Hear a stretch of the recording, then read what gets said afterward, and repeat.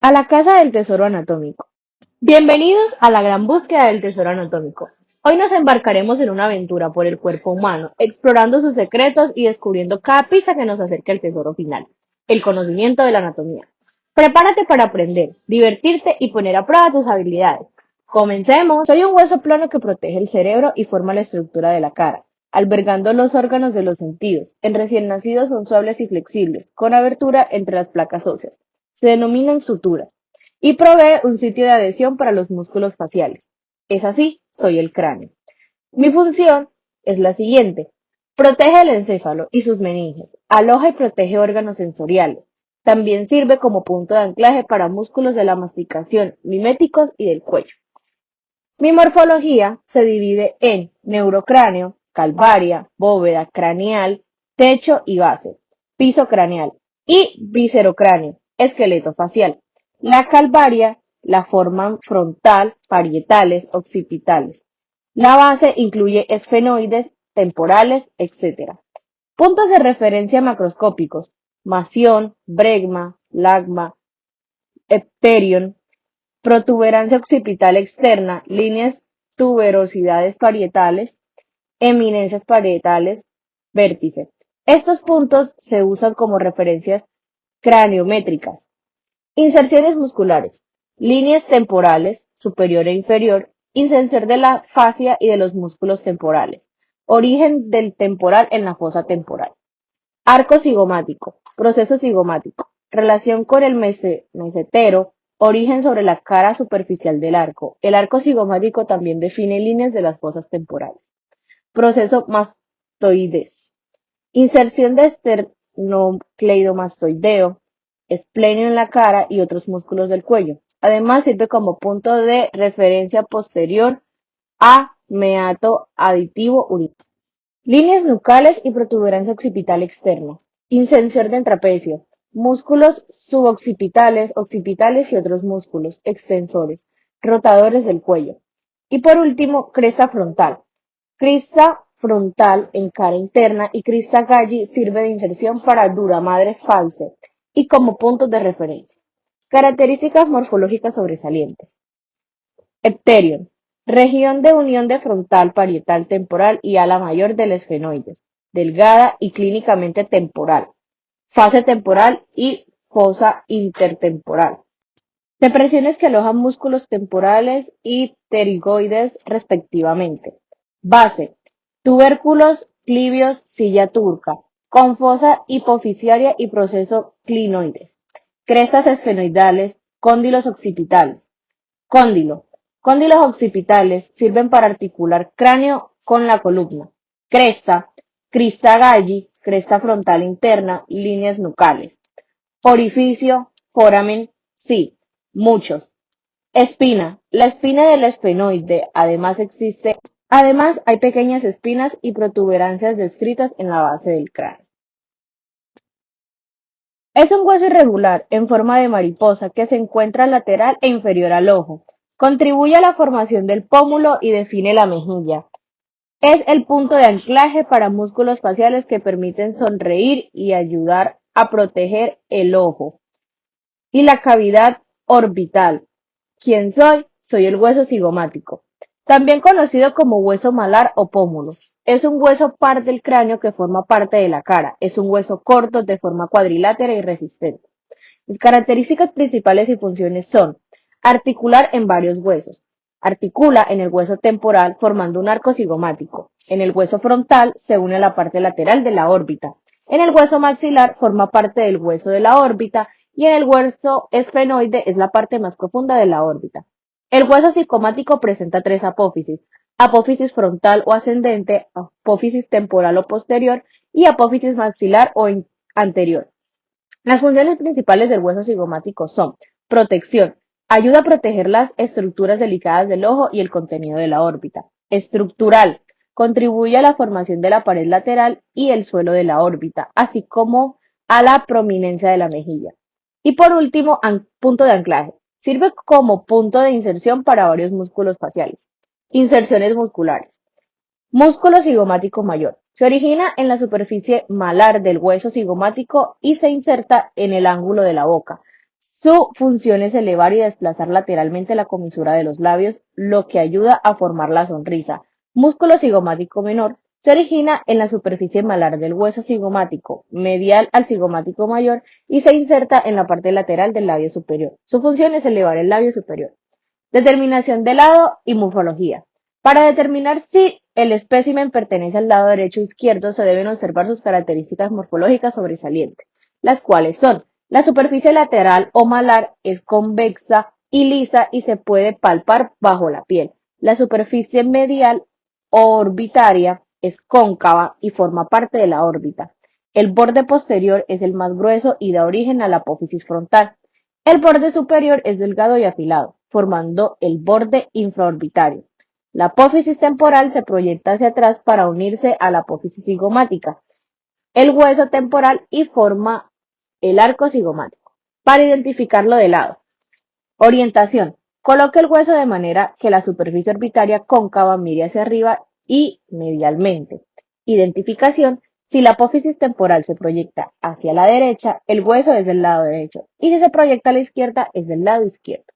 Visualización. El borde posterior debe quedar en la parte superior y el borde anteinferior en la parte inferior. En resumen, la morfología y la orientación de sus apófisis y bordes permiten directamente diferenciar fácilmente si el hueso pertenece al lado derecho o al lado izquierdo del cráneo. Es hueso irregular, único hueso móvil del cráneo. Facilita la masticación y el habla y sostiene los dientes inferiores. ¿Quién soy? Sí, soy la mandíbula. Hueso en forma de U que constituye la mandíbula inferior. Sostiene los dientes inferiores, sirve de palanca para la masticación y participa en articulaciones temporomandibular, permitiendo elevación, descenso, prostrucción, retrucción y movimientos laterales. Inserciones musculares. Proceso coronoides. Inserción distal del músculo temporal. Cara lateral de la rama y ángulo. Inserción del mesatero. Cara medial cerca del ángulo. Inserción del pterigoideo medial. Cara del condilo. La cabeza del pterigoideo lateral se inserta en la cápsula y disco articular de la ATM. La cabeza inferior del pterogoideo lateral se inserta en la fosita tegoroidea del proceso condilar. Línea miloideodal. Inserción del músculo miloioideo, lado izquierdo y lado derecho. La mandíbula es un hueso único en el adulto. Macroscópicamente tiene ramificaciones bilaterales simétricas. Por eso se describe la rama derecha e izquierda. Características morfológicas sobresalientes. Condilo mandibular, cabeza más cuello. Procesos coroidales, escotadura zigomea lineal. Pequeña lámina o espina medial que protege la entrada del conducto mandibular y sirve de referencia para bloqueo alveolar inferior. Línea milioidal, crestilla, línea oblicua externa, protuberancia mentoniana y alveolos dentarios. Cóndilo, cóndilo mandibular, proceso condilar, cabeza articulatoria para el ATM. Cresta, línea mieloidal, cresta de la cara interna, cresta alveolar para los dientes. Orificio o foramen, foramen mandibular, entrada al conducto mandibular y foramen mentoniano. Espina, linguala, mandibular, puede describirse como una pequeña espina o prominencia en la cara medial de la rama, justo superior al foramen mandibular. Importante referencia clínica. Soy un hueso largo ubicado entre el esternón y el acromion de la escápula. Conecto el brazo al cuerpo proporcionando soporte estructural y facilitando el movimiento del hombro. Anatómicamente ubican un acceso venoso importante usado en las salas de cuidado intensivo. Insertan catéter venoso central para administración de medicamentos. ¿Quién soy? Sí, soy la clavícula. Es un hueso largo, par y simétrico que forma parte de la cintura escapular. Su importancia radica en su función de conexión entre el tronco y el miembro superior, además de brindar soporte y protección estructural vasculonerviosa. La clavícula es un hueso en forma de S itálica ubicada en la parte superior del tórax, entre el esternón y la escápula. Es el único hueso largo que se encuentra de manera horizontal al cuerpo. Su función: mantener la separación entre el tronco y el miembro superior, transmitir fuerzas desde el el miembro superior al esqueleto axial, proteger estructuras neurovasculares como el plexo braquial y los vasos subclavios y por último servir de punto de inserción muscular. Inserciones musculares. La clavícula sirve como punto de inserción para diversos músculos. Primero, esternocleidomastoideo, en la parte medial superior. 2. Trapecio, en la parte lateral posterior. 3. Deltoides, en la parte lateral anterior. 4. Pectoral mayor, en la cara anterior medial. Y quinto, esternoideo subclavio, en la parte inferior medial. Características morfológicas. La clavícula presenta las siguientes características morfológicas. Es un hueso largo con doble curvatura en forma de S. Extremo esternal se articula en el manubrio del esternón. Extremo acromial se articula en el acromión de la escápula. Cara superior lisa, donde se insertan músculos, y cara inferior rugosa con surcos y tubérculos para el ligamento. Este es un hueso plano, está en la parte posterior del tórax. Actúa como punto de anclaje para varios músculos del hombro, por ejemplo, el trapecio, romboides, deltoides, supraespinosos, infraespinosos, redondo mayor y menor. ¿Quién soy? Sí, soy la escápula. El omóplato facilita una amplia gama de movimientos del hombro como elevación, rotación y abducción del hombro. También tiene una superficie proporcionada para la articulación en el húmero y con la clavícula. La coordinación entre el omóplato y otros componentes de la cintura escapular, como la clavícula y el esternón, permiten la compleja mecánica de movimientos necesaria para realizar actividades diarias, deportes y tareas laborales. Inserciones musculares. El omóplato presenta inserciones a 17 músculos. Su cara posterior, la supraespinoso, el infraespinoso, el redondo mayor y el redondo menor. En la espina y en el acromión. El trapecio, el deltoides. En la cara anterior, subescapular, el serreto mayor. En el borde espinal, el serreto mayor, los romboides mayores y menores. El angular. En el borde superior, el omoioideo. En el borde axilar, la porción larga del tríceps braquial y tríceps largo. En el ángulo externo, la porción larga del bíceps braquial o bíceps largo. En la apófisis coracoide, la porción corta del bíceps braquial o bíceps corto, el coracobrachial, el pectoral menor y a veces el subclavio. Y por último, en el ángulo inferior, el romboide. Características morfológicas sobresalientes. La espina de la escápula, una cresta, o sea prominente, que sobresale en la cara anterior y la divide en dos fosas, la fosa supraespinosa y la fosa infraespinosa. Esta espina finaliza lateralmente en el acromión, una prominencia que se articula con la clavícula. Acromión. Es una prolongación ensanchada y plana en la columna vertebral, que forma el punto superior y lateral del hombro, donde se articula con la clavícula para formar la articulación acromioclavicular. Procesos coracoides. Apófisis con forma de gancho o pico situado en la porción anterolateral por encima de la clavícula glenoidea. Sirve como sitio de inserción muscular y ligamentosa. Cavidad glenoidea. Cavidad ovalada, poco profunda y cóncava situada en el ángulo lateral de la escápula. Es la superficie articular que se une con la cabeza del húmero para formar la articulación glenohumeral. Fosa subescapular. Gran superficie cóncava situada en la cara anterior de la escápula que sirve de inserción para el músculo subescapular. Escotadura escapular. Pequeña hendidura ubicada en el borde superior, errada parcialmente por un ligamento que forma un orificio por donde pasa el nervio supraescapular. El siguiente es un hueso plano, pertenece al esqueleto axial. Está en el centro del pecho, protege el corazón y los pulmones, y sirve como punto de unión para las costillas y músculos del pecho. Sí, soy el esternón. Soy un hueso plano y alargado, con forma de hoja o puñal, situado en la parte anterior y central del tórax. Actúo como piedra angular de la pared torácica anterior, articulándome con las clavículas y los cartílagos costales. Mis funciones. Desempeño una función protectora, la cual es proteger los órganos mediásticos, incluyendo el corazón, los grandes vasos y la tráquea y el esófago, de traumatismos directos. Función articular. Sirve como punto de anclaje para la cintura escapular a través de la articulación de las clavículas y para la pared torácica mediante su unión con los cartílagos costales de los primeros 7 costillas verdaderas.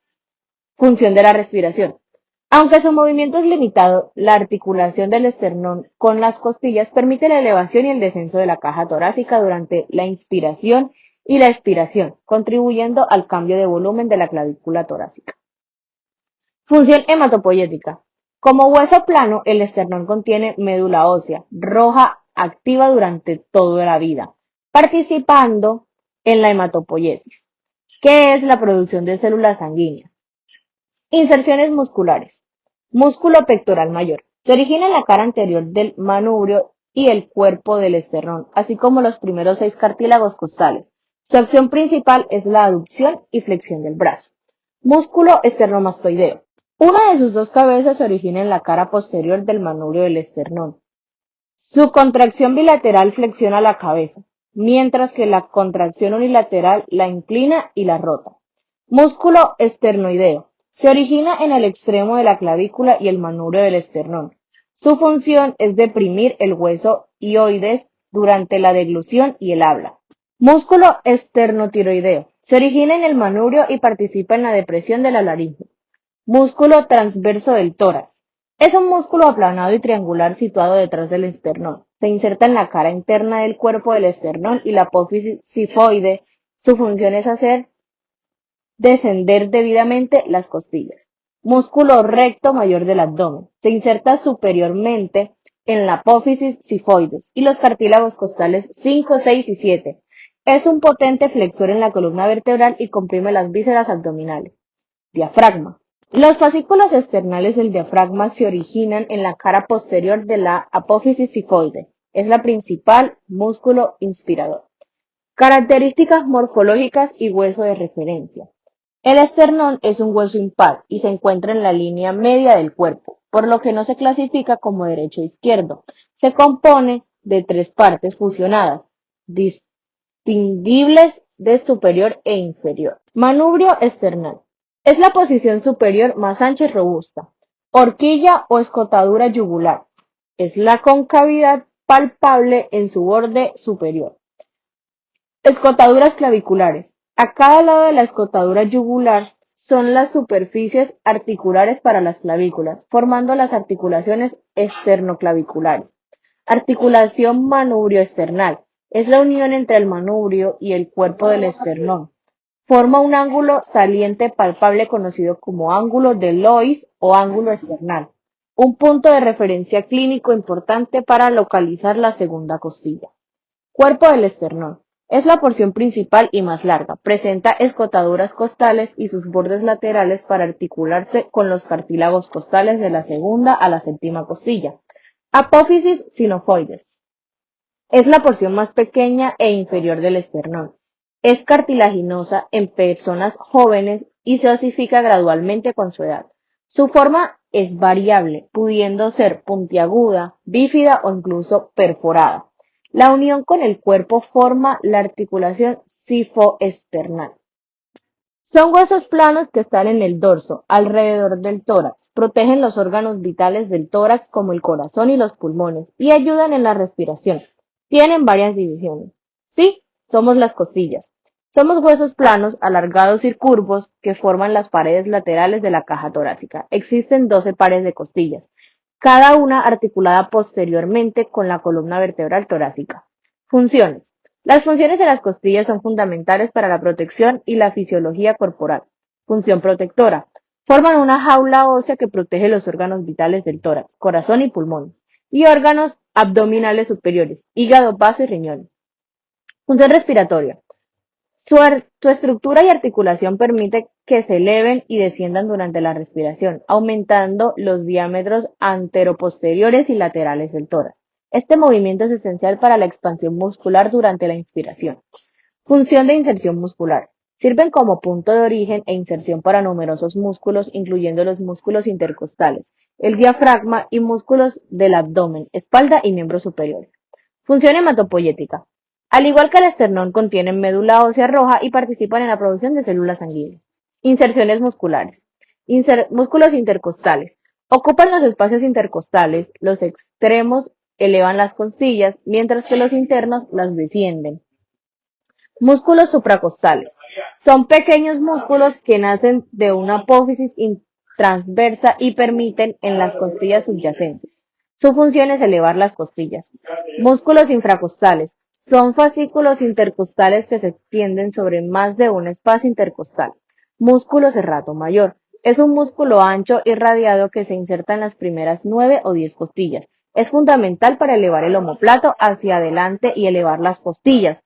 Músculo pectoral menor. Se inserta en la cara externa de las costillas 3, 4 y 5. Su acción es bajar el hombro o elevar las costillas.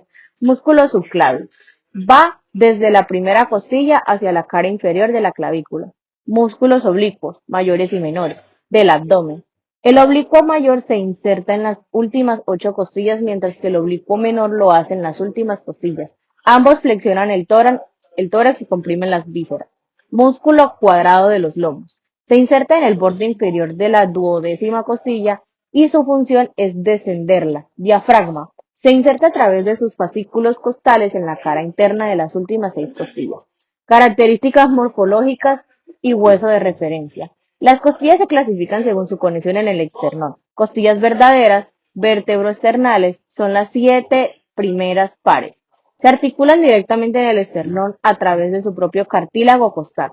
Fosas faciales, vértebras brocondrales, son los pares 8, 9 y 10. Sus cartílagos no se unen directamente al esternón, sino que se fusionan con el cartílago de la séptima costilla. Costillas flotantes o vertebrales son los pares 11 y 12. No tienen conexión anterior con el esternón y sus extremos terminan libres en la musculatura de la pared posterior abdominal. Una costilla típica de la tercera a la novena presentan las siguientes estructuras. Extremo posterior. Cabeza. Presentan 2 carillas articulares, separadas por una cresta que se articula en las fosas costales de los 2 cuerpos vertebrales adyacentes. Cuello. Es la porción estrecha que une la cabeza con el cuerpo. Tubérculo. Es la eminencia en la unión del cuello y el cuerpo. Posee una carilla articular para la apófisis transversa de las vértebras torácicas correspondientes. Cuerpo. Es la parte principal larga y curva. Ángulo costal. Es la zona donde la costilla cambia bruscamente de dirección hacia adelante y hacia abajo. Surco costal. Es el canal en el borde inferior de la cara interna de la costilla que protege el paquete transvasculonervioso intercostal. Para determinar si una costilla pertenece al lado derecho o izquierdo, se debe orientar de la siguiente manera. La cabeza y el cuello se dirigen hacia atrás, para articularse con la columna. El surco costal se localiza siempre en el borde interior de la cara interna. El borde superior es romo y liso, mientras que el borde inferior es afilado debido al surco. La concavidad del cuerpo de la costilla mira hacia adentro, formando la cavidad torácica. Al colocar la costilla en esta posición anatómica se podrá determinar si corresponde al hemitórax derecho o izquierdo. Estos huesos al nacer son 33, pero en la etapa adulta son 26, por la fusión.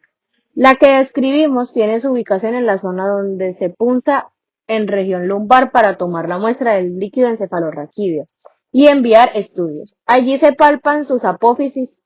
¿Quiénes somos? Las vértebras. La columna vertebral es la estructura central del esqueleto axial y desempeña un papel fundamental en la estabilidad, movilidad y protección del cuerpo humano. Su función principal es sostener el peso del cráneo, tronco y extremidades superiores, transmitiéndolo hacia la pelvis y las piernas. Además, protege la médula espinal, que recorre su interior y permite la realización de movimientos complejos como la flexión, extensión, rotación y lateración del tronco. También cumple una función amortiguadora gracias a los discos intervertebrales que absorben impactos y distribuyen cargas durante la locomoción y actividades físicas. División de vértebras. Columna cervical. 7 vértebras, de la C1 a la C7. Se caracteriza por su movilidad y por sostener la cabeza. La primera vértebra, atlas, y la segunda vértebra, axis, permiten los movimientos de rotación y flexión del cráneo. Columna torácica o dorsal, de 12 vértebras, de la T1 a la T2. Se articulan con las costillas, contribuyendo a la formación de la caja torácica y protegiendo los órganos bilaterales. Columna lumbar, 5 vértebras, de la L1 a la L5. Son las más grandes y robustas, adaptadas para soportar la mayor parte del peso corporal. Columna sacra, 5 vértebras, fusionadas, S1 a la S5. Forman el sacro, que conecta la columna con los huesos de la pelvis. Columna coxígea, 4 vértebras fusionadas. Contribuyen al coxis, vestigio de la columna embrionaria. Inserciones musculares relevantes. La columna vertebral sirve de punto de inserción a numerosos músculos que participan en la postura, respiración y movimiento del tronco. Músculos extensores de la columna. Se insertan a lo largo de la apófisis espinosa y transversas, permitiendo la inserción y estabilidad del tronco. Músculos abdominales. Se relacionan con la zona lumbar y estabilizan las columnas en la posición erguida. Trapecios romboides. Se insertan en las vértebras cervicales y torácicas, participando en el movimiento y soporte de la cintura escapular. Psoas mayores. Con origen en la columna lumbar. Influye tanto en la flexión del tronco como en la movilidad de la cadera. Características morfológicas. Cuerpos vertebrales. Masas óseas que soportan la carga, aumentan de tamaño desde la región cervical hacia la lumbar. Apófisis espinosa y transversas. Puntos de inserción muscular y ligamentos. Foramen vertebral. Espacio central en donde pasa la médula espinal. Discos intervertebrales. Estructura fibrocartilaginosa que se encuentra en los cuerpos vertebrales, permitiendo movilidad y absorción de impactos. Curvaturas fisiológicas, cervical y lumbar, torácica y sacra, que distribuyen mejor las cartas y otorgan elasticidad. Identificación del lado del cuerpo correspondiente. A diferencia de huesos como la tibia, la columna no se diferencia por lados, sino por regiones. Sin embargo, cada vértebra posee orientaciones específicas. La apófisis espinosa apunta hacia atrás, el cuerpo vertebral hacia adelante y las carillas articulares superiores e inferiores permiten distinguir la región a la que pertenecen. Es un hueso largo. Ubicación: antebrazo. Su fractura se denomina decoyes, al caer el cuerpo sobre la extremidad. ¿Quién soy? El radio. Es un hueso largo, parisimétrico, situado en la región lateral del antebrazo, en posición anatómica paralelo al cúbito. Forma parte del esqueleto apendicular superior y se caracteriza por su disposición longitudinal, con dos extremos, proximal y distal, y una diáfisis. Su diseño morfológico le confiere funciones esenciales en la movilidad y estabilidad del miembro superior. Características principales. Su clasificación: es un hueso largo. Localización: lateral en el antebrazo respecto al cúbito. Extremo proximal, compuesto por la cabeza radial, el cuello y la tuberosidad radial. Diáfisis, de forma prismática triangular con tres caras, anterior, posterior y lateral, y tres bordes, anterior, posterior e intraóseo. Extremo distal, presenta la apófisis esteloide, la escotadura cubital y la carilla articular carpiana para escafoides y semilunar. Funciones. Soporte estructural. Conforma junto con el cúbito el armazón del antebrazo. Movilidad. Permite movimientos de pronación y supinación mediante su articulación proximal y distal con el cúbito. Participación articular. Interviene en la articulación radiocapitérea, codo y radiocarpiana, muñeca. Inserción muscular. Actúa como punto de anclaje para músculos flexores, extensores, pronadores y supinadores. Observaciones musculares. Bíceps braquial. Se inserta en la tuberosidad radial generando la flexión del codo y la supinación. Supinador corto. Ubicado en la cara lateral proximal. Pronador redondo en la cara lateral medial. Pronador cuadrado en la región distal anterior. Flexor largo del pulgar en la cara anterior de la diáfisis. Braquiorradial se inserta en la apófisis esteloide radial. Características morfológicas sobresalientes. Cabeza del radio. Permite articulación con el capítulo del húmero y con la escotadura radial del cúbito. Tuberosidades radiales.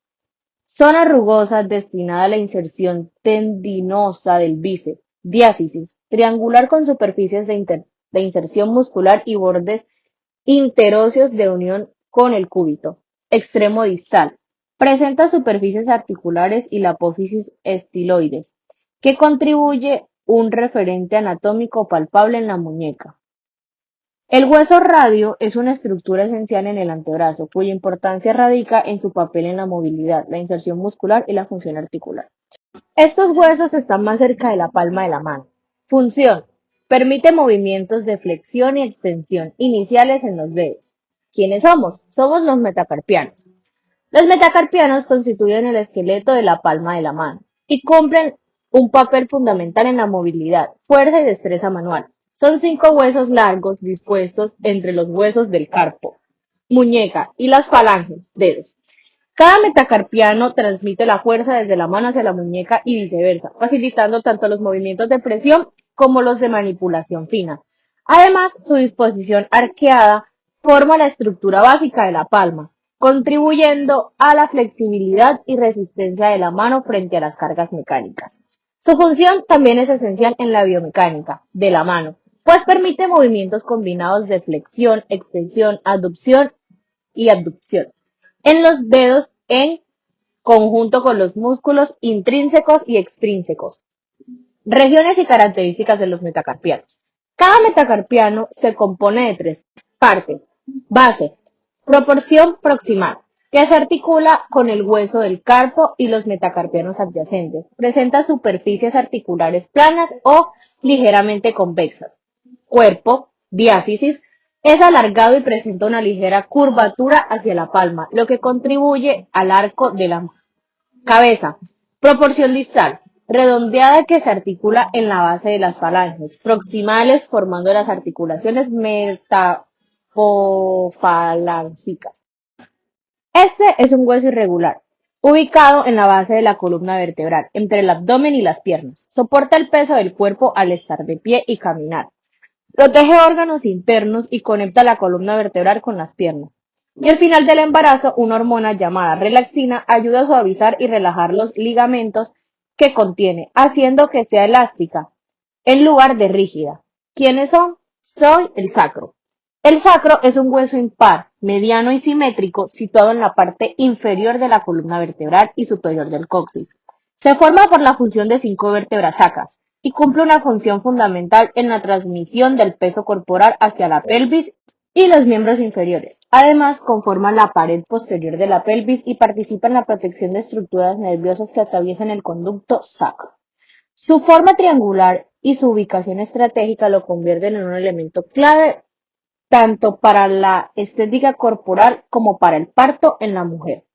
Características morfológicas. El sacro presenta una base superior, un vértice inferior, 2 caras, anterior y posterior, 2 caras laterales y un conducto central. Base del sacro. Corresponde a la superficie superior de la primera vértebra sacra. Presenta el promontorio sacro, que se articula en el disco intervertebral entre la L5 y S1. En la parte posterior se observa la apófisis articular superior, que se articula con la L5. Vértice. Se ubica en la parte inferior y se articula en el coxis. Cara anterior. Es cóncava y muestra 4 pares de agujeros sacros anteriores por donde emergen ramas vertebrales de nervios sacros. Cara posterior. Convexa y rugosa. Son 5 crestas longitudinales, producto de la fusión de apófisis vertebrales.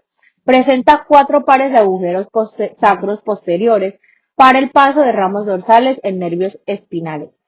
Caras laterales. Poseen las caras articulares que se articulan en los huesos ilíacos formando la articulación sacroiliaca. Conducto sacro. Contiene el conducto vertebral lumbar, termina en el hiato sacro, permitiendo la salida de raíces nerviosas y siendo un sitio de interés clínico para la anestesia epidural. Inserciones musculares y ligamentosas. El sacro constituye un punto de inserción importante para músculos y ligamentos. Músculos: cara anterior, piriforme; cara posterior, multíficos y erectores espinales. Ligamentos: ligamentos sacroiliacos, anterior, posterior e interóseo; ligamento sacrotuberoso y sacroespinoso, que constituyen a la estabilidad pélvica. Importancia clínica. El sacro participa en la transmisión de cargas entre columna y pelvis. Es la estabilidad pélvica y el canal de parto por su relación con el diámetro obstétrico. Patologías Frecuentes influyen fracturas por traumatismos, dolor sacroiliaco y variaciones anatómicas en el hiato sacro, de relevancia para sus procedimientos anestésicos. Este es un hueso largo, ubicado en el muslo, entre la cadera y la rodilla. Soporta el peso del cuerpo y permite movimientos del muslo, la cadera y la rodilla. Es uno de los que más se evalúa la osteoporosis, con la densitometría ósea y de los que más se fractura en mujeres ancianas. Sí, soy el fémur. Soy el hueso más largo, fuerte y voluminoso del cuerpo humano y cumple una función fundamental en el sostén y desplazamiento del organismo. Soporta gran parte del peso corporal. Articula con la pelvis en su extremo superior y con la tibia y la rótula en su extremo inferior, permitiendo movimientos de la cadera y la rodilla como la flexión, extensión, rotación y abducción. Además, en su médula ósea se lleva a cabo la producción de células sanguíneas durante cierta etapa del desarrollo, lo que fuerza su importancia biológica. Este hueso también sirve como punto de inserción para numerosos músculos que permiten la movilidad del músculo y la estabilidad de las articulaciones. Entre las inserciones más relevantes se encuentran los glúteos y las psoas ilíaco. En la región proximal, los abductores a lo largo de la línea áspera y músculos del cuádriceps y del bíceps femoral en la parte media y distal. Estas uniones musculares convierten el fémur en un eje dinámico para la locomoción humana. Para diferenciar si un fémur pertenece al lado izquierdo o derecho, se deben tener en cuenta ciertas referencias. La cabeza femoral siempre apunta hacia medial, porque debe articularse con el acetábulo de la cadera. La diáfisis presenta una curvatura suave hacia adelante y los condilos se orientan hacia posterior e inferior. Inserciones musculares relevantes. El fémur se divide en tres partes principales: extremo superior del el cuerpo y el extremo inferior, es decir, proximal, diáfisis y distal. Extremo superior o proximal. Cabeza femoral. Es la bola de la circulación de la cadera. Su superficie es lisa y está recubierta de cartílago articular con el acetábulo del hueso de la pelvis. Su forma esférica permite un amplio rango de movimientos como la flexión, extensión, abducción y aducción y rotación. Es vital para la movilidad de la pierna y para soportar el peso del cuerpo. Cuello femoral. Es la porción estrecha que une la cabeza del fémur con el resto del hueso. Esta zona es muy importante, pero también es propensa a fracturas, especialmente en personas mayores con osteoporosis. Sirve para darle un ángulo específico a la cabeza femoral, lo que permite el movimiento de la cadera sin chocar con la pelvis. Trocante mayor y trocánter menor. Son dos grandes prominencias óseas que actúan como palancas para la inserción de músculos. Trocante mayor es la protuberancia más grande, ubicada en la parte lateral y superior del fémur. Es el punto de inserción para los músculos glúteos, que son fundamentales para la abducción de la cadera y para mantener la estabilidad de la pelvis.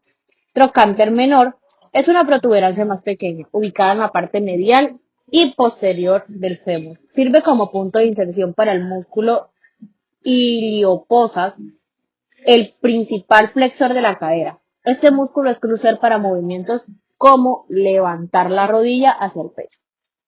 Cuerpo o diáfisis. Línea áspera es una cresta longitudinal y rugosa en la parte superior del fémur. No es una superficie lisa, sino un área de anclaje con una gran cantidad de músculos. Importantes. Se divide en las partes superiores e inferiores para acomodar la inserción de los músculos cuádriceps, aductores y los isquiotibiales. Esta cresta es vital para la fuerza y el movimiento de la pierna. Borde interno y externo. Las zonas lisas en los lados del hueso. Extremo inferior. Tróclea. Es una superficie en forma de polea en la parte frontal y baja del fémur. Se articula con la rótula. La rótula se desliza en esta superficie durante los movimientos de flexión y extensión de la rodilla, actuando como una polea para el tendón del cuádriceps. Esta interacción es crucial para la eficiencia del movimiento de la rodilla. Cóndilos femorales, medial y lateral. Son las dos grandes protuberancias redondas en el extremo inferior del fémur. Están recubiertas por cartílago y actúan con la tibia. hueso de la espinilla, para formar la articulación de la rodilla. Estos cóndilos son los principales responsables de soportar el peso y permitir los movimientos de flexión y extensión de la rodilla. La escotadura intercondilea es el espacio que separa ambos cóndilos y es donde se insertan los ligamentos cruzados de la rodilla, que son esenciales para la estabilidad de la articulación. Superficie polipentia.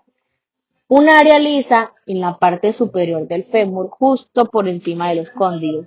Al adulto mayor. Una pequeña protuberancia en el cóndilo medial donde se inserta el músculo abductor mayor. También cabe aclarar que el hueso ocupado en la práctica de laboratorio pertenecía al lado izquierdo del cuerpo. Otras características morfológicas del fémur. Orificio nutricio. Abertura de la diáfisis que permite el paso de vasos sanguíneos hacia el interior del hueso, asegurando su irrigación y nutrición. Fosa intercondilea, depresión situada entre ambos cóndilos donde se insertan los ligamentos cruzados que aportan estabilidad a la articulación de la rodilla. Escóndilos medial y lateral, prominencias que sobresalen sobre los cóndilos y que sirven de inserción para ligamentos y músculos. El medial incluye el tubérculo aductor, donde se fija el músculo abductor magnus. Cara rotuliana, superficie articular en la parte anterior del extremo distal diseñada para el deslizamiento de la rótula durante los movimientos de la rodilla. Inserciones musculares. El fémur es un componente integral de la aducción. Gran cantidad de los músculos del músculo emergen y se insertan en varias partes del fémur. Los músculos que se originan en la pelvis y se insertan en la cara anterior o posterior del fémur sirven para facilitar la flexión y extensión de las caderas. Los músculos que surgen del fémur cruzan la articulación de las rodillas para insertarse en la tibia proximal y así promover la flexión y extensión de la rodilla. Es un hueso sesamoideo frente a la articulación de la rodilla. Protege la articulación de la rodilla y mejora la eficiencia del músculo cuádriceps al extender la rodilla. Tengo inserciones en el cuádriceps femoral. Sí, soy la rótula. Soy un hueso sesamoideo. Es el sesamoideo más grande del cuerpo humano. Se encuentra incluido en el tendón del músculo cuádriceps femoral. Funciones principales. Protege la articulación de la rodilla de impactos y traumatismos. Aumenta la eficiencia mecánica del músculo cuádriceps durante la extensión de la pierna, actuando como polea al mejorar el ángulo de tracción. Facilita el movimiento de flexión y extensión de la rodilla. Inserciones musculares y ligamentos. Superiormente se inserta el tendón del cuádriceps femoral.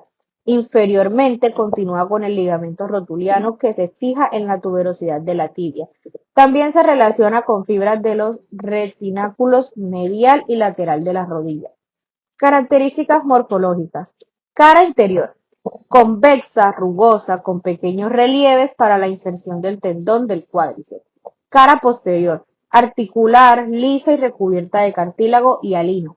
Dividida en dos facetas, medial y lateral, que se articulan con los cóndilos femorales. Base, superior, más ancha, donde se inserta el tendón del cuádriceps. Vértice, inferior, puntiagudo, donde comienza el ligamento rotuliano. Puede identificarse al observar la faceta lateral, más ancha que la medial. Es un hueso largo en el que se inserta un músculo potente, el cuádriceps femoral, que al caminar es esencial. Articula con el fémur en la rodilla y con los huesos del tobillo en su parte inferior. Sí, soy la tibia. Es el segundo hueso más grande del cuerpo y el principal hueso de la pierna. Su función primordial es soportar la mayor parte del peso corporal, transmitiendo la carga desde el fémur hacia el pie. Inserciones musculares. Músculos insertados en la zona proximal. Primero, cuádriceps femoral. Se inserta en la tuberosidad de la tibia. Segundo, pata de ganso. Es una estructura pendiosa formada por los tendones de los músculos. Músculos que se originan en la cara anterior y lateral. Tibia anterior. Se origina en la cara lateral de la tibia. Extensor largo de los dedos y extensor largo de los dedos gordos. Se origina en la cara anterior de la tibia y la fíbula. Músculos que se originan en la cara posterior. Sóleo y popliteo. Se originan en la línea del soleo en la cara posterior de la tibia. Características. Cóndilo. Se pueden observar los cóndilos mediales y laterales en el extremo superior del hueso. Maleolo es la prominencia distal de la tibia. Espina. Intercondilia se encuentra en la meseta tibial entre los cóndilos. Orificio no son visibles en la imagen presentada, sin embargo la tibia, como todos los huesos, contiene orificios nutricios por donde entran los vasos sanguíneos para nutrir el tejido óseo. Y cresta es el borde afilado que recorre la cara anterior de la diáfisis. Este es un hueso que está en la pierna, lateral a la tibia. Proporciona estabilidad a la pierna y sirve como punto de unión para los músculos de la pierna y el pie. ¿Quién soy? Peroné. También conocido como fíbula. Es un hueso largo y delgado que se sitúa lateralmente a la tibia, en la pierna. A pesar de no soportar una carga significativa de peso, cumple funciones esenciales para la estabilidad y movilidad. Funciones. Estabilización del tobillo y punto de inserción muscular. Sirve como un anclaje crucial para ligamentos y músculos. Participación en la locomoción. Es vital para los movimientos específicos del pie, manteniendo el equilibrio y soporte lateral. Contribuye a la alineación estructural de la pierna y proporciona un soporte lateral esencial. Formación del maleolo lateral. Su extremo distal forma la prominencia ósea externa del tobillo. Inserciones musculares relevantes. Zona proximal y el cuerpo del peroné. Músculo peroné largo. Se origina en la cabeza y parte superior del cuerpo del peroné. Músculo peroneo corto. Se origina en la parte distal de la cara lateral del peroné. Músculo extensor largo de los dedos. Tiene un origen parcial en el peroné. Músculo extensor largo del dedo gordo. Se origina en la cara medial del peroné. Músculo tibial posterior, aunque se origina principalmente en la tibia, parte de su origen se encuentra en el peroné. Zona posterior del peroné. Músculo óseo. Se inserta en la cabeza del peroné y en la tibia. Músculo flexor largo del dedo gordo. Se origina en la parte posterior del peroné. Características morfológicas relevantes observadas. Primero, cabeza del peroné. La parte proximal que se circula con la tibia. Segundo, cuello del peroné, la región estrecha inmediatamente debajo de la cabeza. 3. Diáfisis o cuerpo, la porción delgada y central con superficie rugosa que sirve para la inserción muscular. Cuarto, maleolo lateral, la prominencia distal que forma una parte esencial en la articulación del tobillo, fácilmente palpable con la parte externa. Y quinto, cresta interósea, un borde medial donde se inserta la membrana interósea uniéndose al peroné a la tibia. Orificios nutricios.